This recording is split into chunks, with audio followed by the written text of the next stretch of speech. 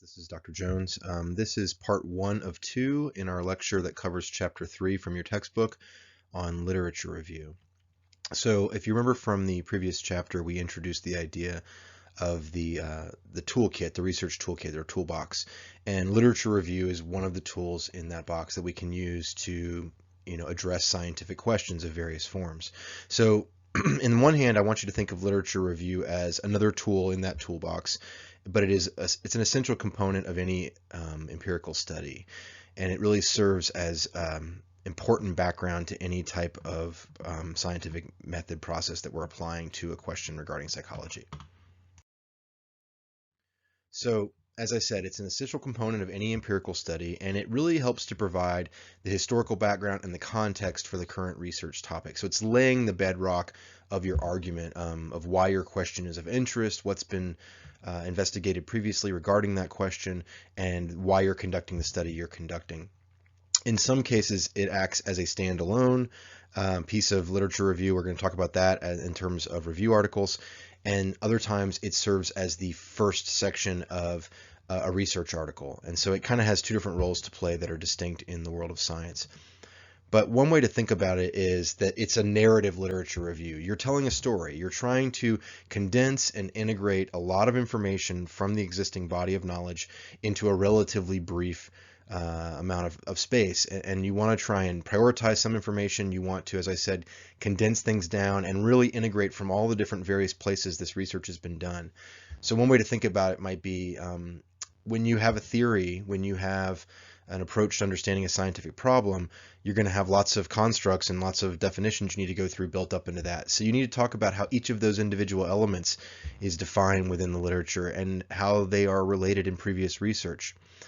It in some ways is meant to evaluate the aggregate of all the existing evidence about that topic. Now, as you can imagine, that's a pretty lofty goal, and we're going to talk in a little while about how bias is sometimes introduced by the choices you make in which articles you choose to include or discuss and those that you don't. But you are supposed to be showing a general understanding of the field. So in certain areas of research, for example, if you don't mention or don't reference certain types of research within that area, that subtype, it means you may not really have a good grasp of what the research landscape looks like. And what you're doing is you're introducing other studies that are in the field, and then you're kind of evaluating them, you're comparing them. You're not only going to introduce evidence that supports your argument, sometimes you introduce evidence contrary to your argument, and you might explain why you think those findings were found in that study, or you might argue why you think that this opposing theory is flawed. So it's not an idea of only introducing articles that support your ideas, but also showing that you understand all the contrary opinions that exist. And we're going to utilize certain scientific methods for evaluating those studies, things like their reliability, their validity, how important they are in their contribution to theory and to the body of knowledge.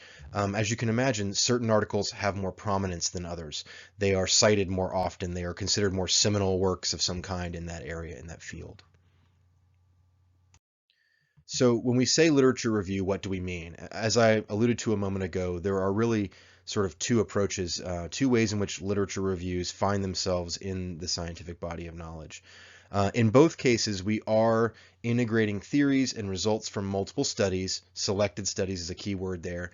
And we're providing some degree of context, some general overview of the thing that we're studying, the topic, the research question.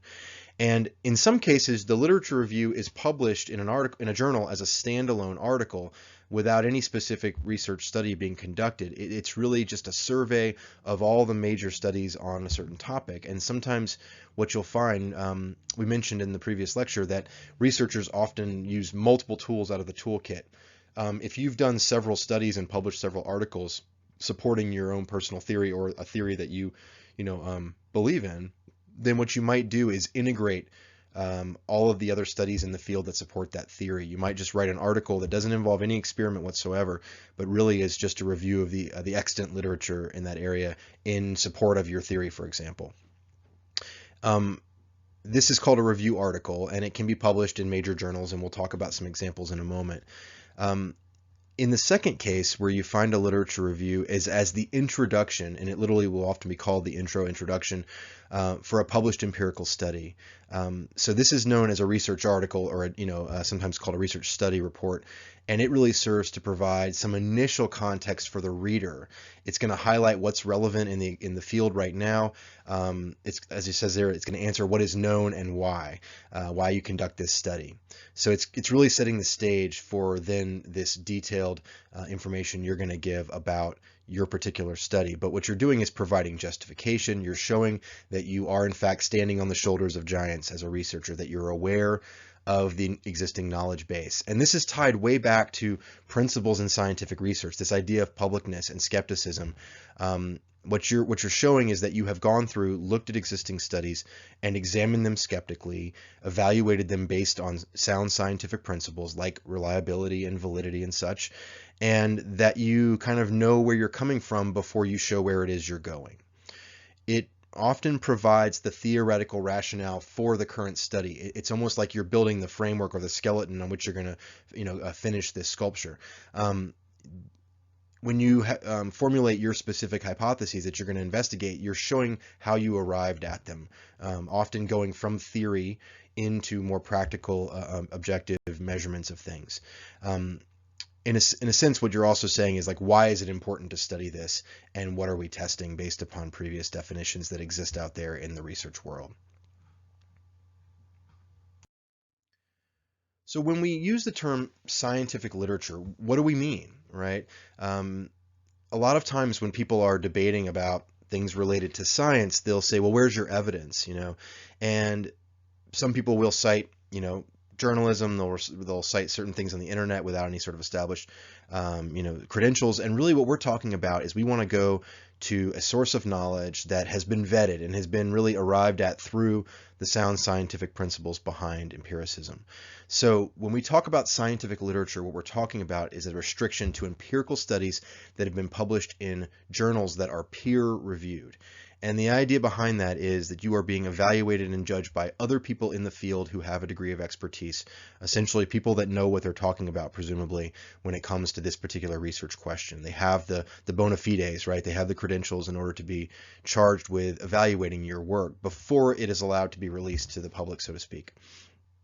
And what they're supposed to be doing is not disputing whether or not, the findings are good or bad, or evaluating them based on any sort of judgment that way. What they're really looking at is scientific rigor. They want to say, how trustworthy do we find this study based upon the techniques that were used to investigate the question? And if we do find it sound, then perhaps we're going to publish it and release it so that it can become part of the body of knowledge.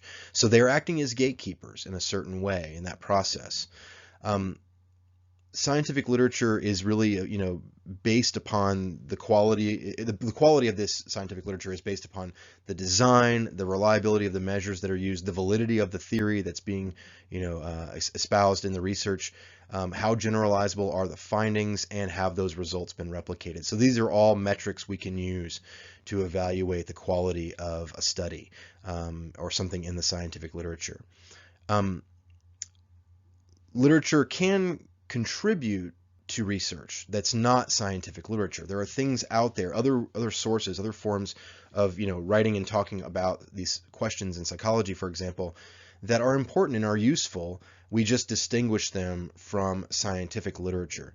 So there are other sources that often get involved. There's things that are called popular science. This is literature which is often written by eminent scientists, written by experts in the field, but it's really explaining things to a general audience. It's probably more journalistic in its style and its approach. It's not going to include things like reports of the hard data and a ton of details on the subjects themselves. It's not going to follow the structure that we all recognize of a research article. There's also science journalism, which is really focusing on recent developments in science and things that are judged to be newsworthy. Now, we know that science journalism is not holding findings to the standards that a peer-reviewed journal would, but in some cases they're reporting on things that have been published in journals. They're just disseminating that information to a broader audience, and so they are serving as disseminators of important information for people that perhaps aren't reading scientific journals, right? There's a relatively narrow band of experts that are reading the scientific journals themselves. So both of these things can prove the inspiration for research, popular science and science journalism, but they are they should be thought of as less stringently trustworthy compared to a scientific study published in a peer-reviewed journal. So these things like popular science and science journalism, we refer to these kind of secondhand media reports as secondary sources. Okay. When we talk about peer-reviewed published articles in scientific journals, we're going to refer to that as the primary source. So that's the distinction. The primary source is when it comes from a peer-reviewed, scientifically rigorously evaluated journal article. Everything that is reporting upon that in different platforms, different contexts, is really considered a secondary source. Now, these are just some examples. This is from your book, actually, of some reputable journals that you might be familiar with, might not be familiar with, but these are sort of some top-tier journals in psychology research. And on the left, we have journals that primarily publish empirical articles. So this is really going to be research reports, articles based on an actual study or a series of studies. It may, in fact, be a meta-analysis, which we're going to discuss in a minute, but it is going to be something that utilizes statistics, that reports on a specific study. It's really about a specific study. On the right, you have some examples of journals that publish review articles, essentially, primarily. That's all they publish. So in Psych Bulletin and Psych Review, the American Psychologist, Annual Review of Psychology, these are very reputable journals, but they don't report on specific investigations. They really focus more on review articles that provide some aggregation and some sort of comprehensive evaluation of what's going on in the overall body of knowledge in a particular area. So why do we conduct a literature review? What's the purpose of doing so? First and foremost, as I said earlier, it's a way of trying to understand the whole body of knowledge in a particular area of interest. You're trying to do this in a logical and systematic way. You're looking at statistical results. You're looking at empirical evidence. So you're examining an area of interest, but you're utilizing a very specific tool to do so. You're only focusing on data and examples that come under the heading of the scientific method, things that have been hopefully investigated with good empirical rigor. You're providing a context and an understanding to potentially disparate and opposing findings. So people have found different things out there in the field. There's going to be different studies that don't agree with one another. You never see perfect one-to-one replication where everybody finds the exact same thing. There are often differences, and your job in the literature review is to figure out why. If you have an overarching idea about why certain constructs are related, if you have a theory in mind of how these things interact with one another, perhaps in a causal way, then you have to explain disparate evidence. You have to explain why one study finds one thing and one study finds another. And by evaluating them systematically and utilizing sound research ideas like validity and reliability again, you're able to explain those disparate findings in some way. You might take issue with how what operational definition they used for the construct that we're all talking about, that we're all interested in this particular problem or this issue in psychology. You might take issue with the way they drew their sample, that perhaps there was bias in the sample that they worked with, or that they, in some way, maybe the study's invalid, maybe that they're using a term that you feel they are not defining in the same fashion as other areas of research that do agree with your theory. There's a really good example of maybe why we should review literature, right? Why we should be critical of literature and what it can do for us by looking at the whole of what's out there in an area. And this is from an article from 2007 by Chalmers et al. And this is really the idea of why it is important for us to review the body of knowledge. So there was a very popular book written by Dr. Spock in 1954, not the Dr. Spock from Star Trek, obviously. This was a different Dr. Spock. That was their real name, actually before the Star Trek show premiered, so perhaps that was the inspiration. But this was an extremely famous and well-read book about child rearing. It was one of the first books, written by a physician that was widely disseminated, that was thought to be, sort of the go-to book for understanding things you need to know about raising your children. So a lot of times this would be given as a gift to new parents. Hospitals would give it out, and it was just incredibly popular and widespread. And there's a movie called Raising Arizona by the Coen brothers that I love dearly. It's a hilarious comedy movie where there's a running joke about, the Dr. Spock book is constantly with this baby that's being kidnapped by multiple people over the course of the movie, and they often refer to the Dr. Spock book as the instructions. Here's the instructions for the baby. So as you can imagine, the fact that joke made sense at the time when the movie came out in the 90s, really spoke to how accepted Dr. Spock was as an expert on child rearing. So, in Dr. Spock's famous book, published in 1954 and then reprinted many, many, many times subsequently, he recommended that parents put their children, infants, to sleep on their tummies, so newborns. This was an untested theory. This was based upon Dr. Spock's experiences as a pediatrician, and as they went and looked closer at the book in the 1990s, what they found was that it was not an opinion really based on the scientific literature. And in fact, researchers that were investigating the causes of SIDS, or sudden infant death syndrome, were looking at the actual research on the best sleeping position for children. For those of you who aren't familiar with SIDS, it's a situation where newborns will die suddenly in their sleep for no real explainable reason. It's thought to be related to unseen or unrecognized maybe birth deficits, but the truth of the matter is that we don't know exactly what causes SIDS. But it became something that we were more concerned about and talked more about as a culture in the 1990s especially.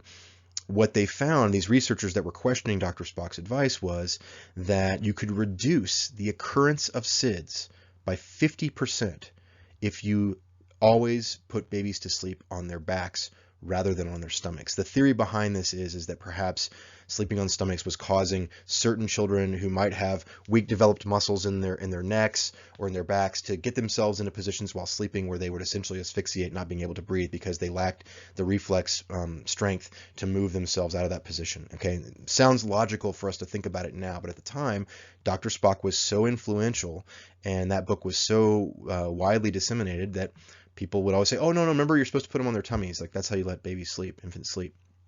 So they reviewed the literature, and it turns out that quote-unquote expert opinion was the exact opposite, and in a really important way that had a profound impact on many, many, many families and the deaths of many infants. Not causally necessary. I mean, I don't ascribe Dr. Spock as being malevolent and wanting babies to die, but just acting from a place of authority. Remember, this is one of those additional ways of knowing we talked about, anecdote, authority, rather than from a place of empiricism based on the evidence. So what they did, these researchers in the 90s and subsequently there was an article published in 2009, they looked at evidence from the 1970s that had been reviewed as essentially being bad advice on infant sleeping, and they determined that an estimated 100,000 children could have been saved during that time. So the literature review can be crucial, and we're going to look at a graph here in a moment that sort of addresses this issue. So it tells us, when we do a research study and we have the literature review in place beforehand, it tells us what's been done and what still needs to be done on a topic, and it allows us to sort of look at what the data really says in a culmination of all the various studies out there. It shows us what research methods, designs, ways of collecting data, operational definitions, analyses, statistical tests, which ones are being used, which ones are being considered, which ones are sort of the industry standard for this type of research. That doesn't always mean that's the right way to go, but it does mean that there's a buildup of evidence that perhaps this is the way to look at it. It also provides insight on what needs to be done, right? What hasn't been done yet. If you review the literature and you see a hole in it, then very quickly that gives you an opportunity to say, hey, this is something that needs to be studied. It hasn't been looked at, and therefore you've now got this sort of fresh area of research to get into. It also shows how diverse and multiple methods can sort of converge on evidence to support or refute a certain conclusion, which is what happened with Dr. Spock's advice. So it sort of allows us to see people have utilized multiple methods, looked at different samples, different types of populations, different settings, operationalized the definition of the construct a little differently, and they all sort of come to the same conclusion that X theory seems pretty accurate or X theory does not. Let's look at a chart here that kind of explains an example from the Dr. Spock issue. So eventually the American Academy of Pediatrics recommended, starting in the late 80s, starting in the 90s, excuse me, that children be put on their backs to sleep. Okay, so let's examine this graph for a minute and help explain what it is. The light colored bars here represent a time prior to the American Academy of Pediatrics recommending that children sleep on their backs. So going to 1991, they're still generally, not coming out on this, and then the sort of common knowledge amongst people, a lot of this based on Dr. Spock's recommendations, is to put babies on their stomachs, right? Starting in 1992, the American Academy of Pediatrics starts recommending that parents put newborns to sleep on their back. Okay. In 1994, there was an additional media blitz campaign that was done to really try and inform the public about this. It went beyond just what are pediatricians saying to their patients. There was a nationwide media blitz to recommend that on your back is safest, and so there's all of these little pieces of literature. If you have children, or if you're going to have children, a lot of times you get tons of things from the hospital when your kids are born, including lots of flyers on various things like getting kids to breastfeed, or how to handle colic, or all these various things that you need to know in those first early days of being a parent. And you'll get a flyer or a documentation of some sort somewhere along the way that's going to say, on the back is best. You need to make sure that these kids are sleeping on their back. So it's become very standard in the information that's given to new parents. So that campaign started in 1994. So that's what these bars represent. And so that's the percentage of children that are sleeping on their back that's going up here, right? It was 13% in 1992. It was 72.8% by 2003. And these bars going down represents the rate of SIDS. So we're going from 1.5% down to about 0.5%. Really significant, substantial reduction in incidence of sudden infant death among infants. This is a real world example. We're talking about, tens, if not hundreds of thousands of kids whose lives were potentially saved by this one simple piece of advice, which, contradictory to what Dr. Spock was saying, the literature said otherwise. And so it was by utilizing good literature review that a lot of lives were saved in this case. So let's talk a little bit about what the purposes of a literature review are. So we've already touched on this to a certain extent, but why do we engage in literature review? The first one we've already discussed, which is that you're providing context for the research that you're going to then, have in your report, and you're going to validate it against some important criteria. When you are trying to evaluate your research question, right, what it is you want to study, you want to look at certain criteria. For example, how well grounded is your question in the current knowledge base? Does it fit within that framework that exists of the current body of knowledge? Does it make sense? Does it flow rationally and logically from what's already out there? That doesn't mean there's not room for innovation and expansion and development, or even contrary opinions, because that's actually a good thing that needs to happen. Revolutionary changes in our thinking about certain types of areas we study in psychology is very important, and that takes people who are willing to stick their neck out and make a contrary opinion and move science forward. But even those changes, those revolutionary shifts, had a context in the sense that they were recognizing profound problems with the existing literature and therefore proposing something radically different. But they still understood the environment in which they were making that proposal. So how grounded is it in the current knowledge base is one way to evaluate your research question, which you can do through this literature review. It also talks about how researchable is the question. That is, how easy is it to formulate clear operational definitions of these hypothetical variables involved? How well can you derive clear hypotheses about the relationship between the variables? If you are interested in studying how two things are related and you don't find anything at all touching on that anywhere in the research, there might be a reason, right? There might be a barrier that makes it difficult to study things in the way that you're looking at it, to study that particular research question. And finally, you kind of want to gauge how important this research question is. And important, I understand, is a subjective term, but for a moment, let's think about the idea of how much information is out there that the answer to the question can provide. Like, what is this going to do? So in a sense, if I do this research and I find a result that, for example, supports my hypothesis, maybe doesn't, how important is that? How helpful is that in contributing to the existing body of knowledge? Is it going to answer some important questions within that subfield that we're studying? Another reason why we conduct a literature review is to avoid duplication of effort, right? What can be a really disappointing experience as a researcher is you think you've come up with an original idea about how two things are related, or you think you've developed a theory of your own, or you're somehow having this sort of eureka moment, and then you go and you start your literature review and it turns out everyone's done that study already. It's already been conducted. It's well established. So in some ways, you want to make sure you're not duplicating effort for a variety of reasons. First and foremost, even a simple research article being published in a peer-reviewed journal often represents a lot of work, sometimes years of work. It's the culmination of a lot of time and energy and hours of work put in by human beings to try and do this. Some larger than others, obviously, depending on their scope. But even a relatively simple clinical study, for example, involves hours and hours and hours and hours of work. You don't want to waste your efforts if you're just duplicating something, with one exception we'll talk about. It allows you to realize that, maybe what you're doing is not as original as you thought, and therefore there is another area you can direct your energies, some other aspect of that research question that hasn't been touched on, so that you can, introduce something relatively unique to the body of knowledge, that you can introduce something additional to what's already known about that subject.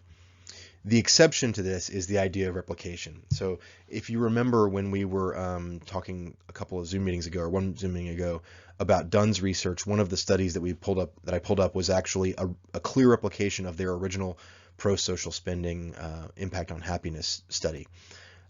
So sometimes you want to replicate a study to further support for the theory. Typically, replications are not one-to-one perfect correspondence, exactly the same study done over the same way. Sometimes it is, especially if the original finding is rare and you want to just start to build it up. But a lot of times the replication might involve a slight shift so that you can make the study more generalizable. You might say, well, this study was done entirely with college students. Let's do the same thing, but let's incorporate people who are older or younger and see how the findings look. So replication is important. It's often something that we're engaged in to try and build up the body of knowledge to provide additional support for a theory or a proposed relationship between variables. But you don't want to be wasting your time if it's already well-trod paths that are established in the field. You're also going to do yourself a favor in the literature review process, because you're going to see stumbling blocks that others have already struggled with and overcome, and you're going to see how they did that. There might be some very common things that are going to get in your way. They're going to make it difficult, some problems you might run into. More than likely, if you're studying an area that already has a fair amount of research in it, if there's a good context for what it is you're looking at, those people will have already identified and discussed and worked around those problems, and therefore you can keep from reinventing the wheel, right? You can build upon their mistakes or their solutions to those mistakes or problems, those confounds, for example, they run into. You'll know in advance, based on their experience, how to avoid those pitfalls. In doing so, in constructing a meta-analysis, we'll talk about it in more detail as time goes on, but essentially what the researchers are doing is they are going into that study and looking at their data analysis, looking at the statistics, the results they came up with, and they're trying to assign some numerical values to those studies, and what they usually use is something called effect size. So the p-value, the statistical significance that one researcher finds within their study, is influenced by a lot of things. And again, we'll talk about this more, but there's a lot of factors that influence it, so that comparing the p-value in study A to the p-value in study B is not really, it doesn't make sense logically within statistics. That's apples and oranges to a certain extent. There are other metrics that are called effect size, and effect size is a systematic way of looking at how big of an effect was found, how much the independent variable manipulation influenced the dependent variable, and it's a way that can be then logically compared across studies. So in meta-analyses, as we'll see down the road in a little bit, what the person is essentially doing is setting some very specific criteria, drawing together all these different articles that are within that inclusion criteria, and kind of trying to standardize them, make them comparable to one another statistically, to give them some value that makes sense, that they can be compared across studies. And therefore you can kick out some numbers that look at like the overall impact statistically across numerous studies that had different methodologies. So that's the idea, and we'll get into this more as time goes on, but it's, again, a way to try and introduce statistics and more objective approaches to what has traditionally been a very subjective process.